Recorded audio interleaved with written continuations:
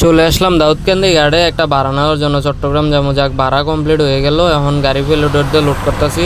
Payloader দিয়ে load করতে বেশিক্ষণ সময় লাগে না, 5 মিনিটের ভিতরে পুরো গাড়ি লোড হয়ে যায়। যাক তাড়াতাড়ি গাড়িটা লোড দিয়া বাড়ির উদ্দেশ্যে রওনা হয়ে যাবো। বাড়িতে গাড়ি রেখে খাওয়া দাওয়া করে কাগজ দিয়া পরে বিকালের দিকে গাড়ি নিয়ে যাবো চট্টগ্রামের উদ্দেশ্যে।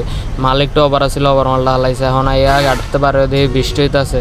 এখন এই বৃষ্টির ভিতর দিয়ে যাইতেছে, অল্প বৃষ্টি ঘুরে ঘুরে বৃষ্টি হইতেছে।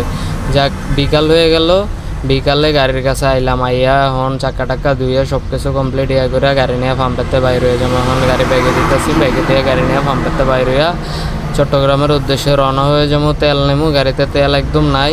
কুমিল্লার থেকে গাড়িতে তেল ঢুকামো, ঢুকে যাবো। যেমন মাদেয়া চলে আসলাম, মাদেয়া স্ট্যান্ড পার হয়েছি, পার হইয়া যাইতেছি সামনের দিকে।